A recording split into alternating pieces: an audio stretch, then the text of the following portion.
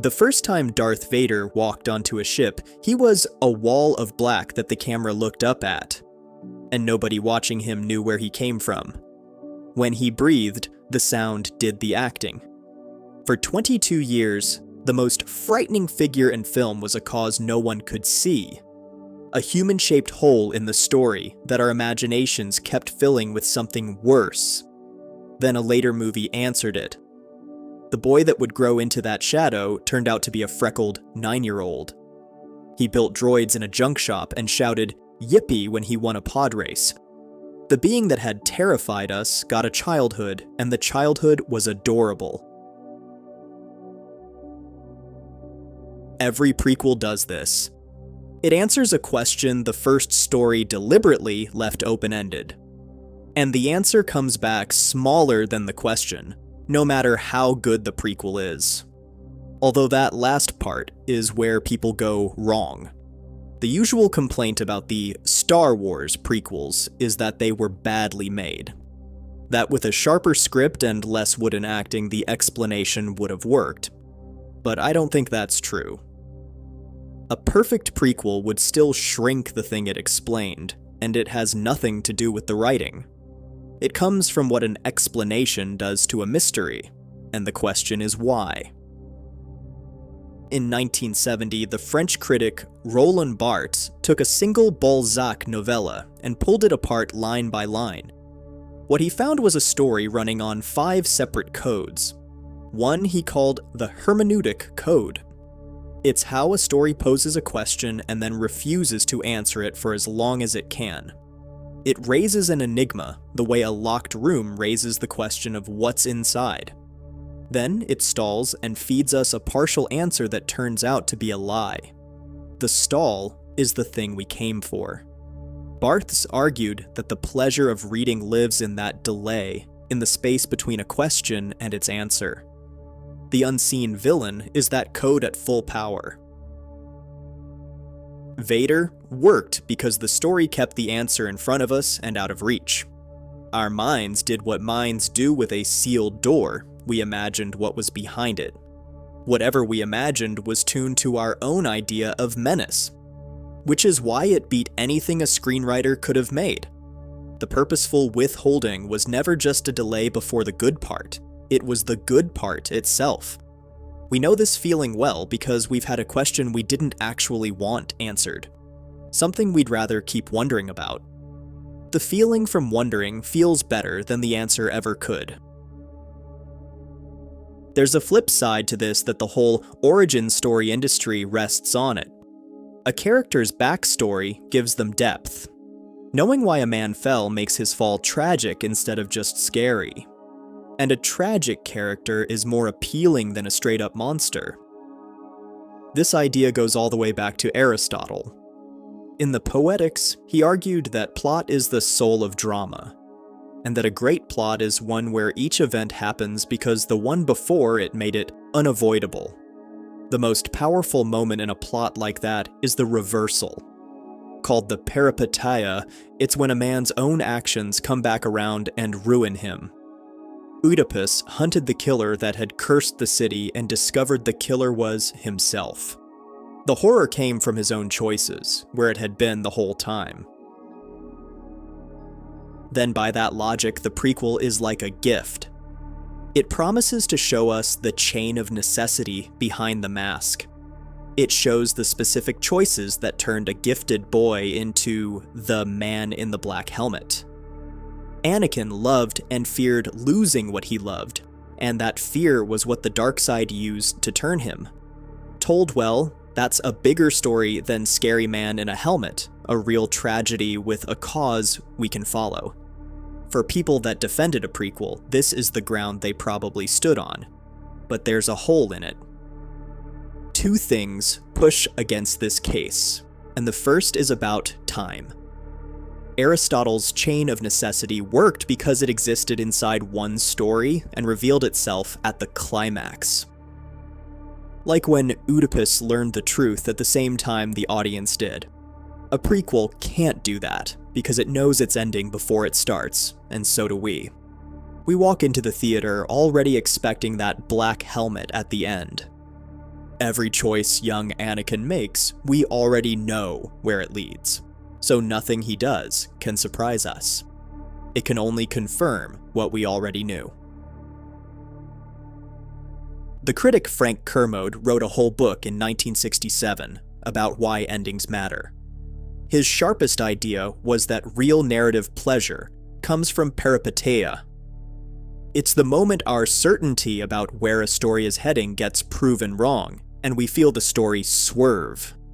A prequel gives that up even before the story starts. There's no swerve when we've known the destination for decades. What we get plays less like a story and more like a foregone conclusion, taking the long way around. Now there's the second break, and it's the worst one, because it never reverses. Once an explanation is out there, we can't take it back. Before 1999, the Force was an energy field created by all living things, something that surrounded everyone and bound the galaxy together. A piece of mysticism we could feel without needing an in-depth explanation. But then the prequel gave us that explanation. It put midi-chlorians in the blood of everyone and gave the Force a numerical quantity. Qui-Gon read Anakin's number off a handheld device like a cholesterol test, over 20,000, higher than Yoda. The mysticism became a lab result, and that kind of knowledge doesn't disappear. We can never unknow it. Every time we go back to the original now, a blood test sits underneath the magic. And the magic is a little less magical now. Now consider Hannibal Lecter. In the first films, he was terror itself.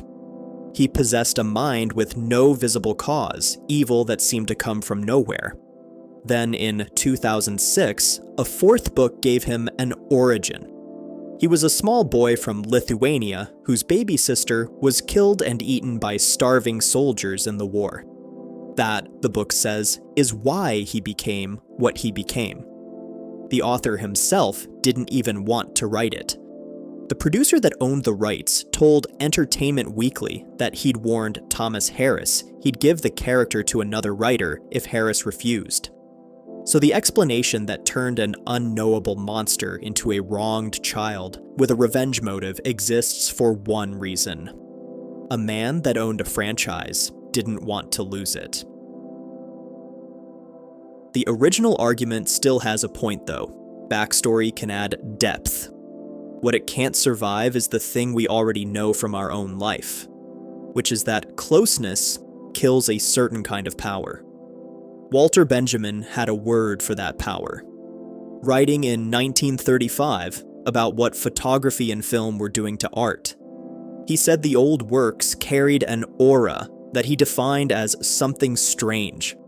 The sense of a distance, no matter how physically close the thing is. The aura is the feeling that a thing belongs to a world we can't quite step into. Step into it, close the distance, and the aura is gone. It just doesn't survive closeness.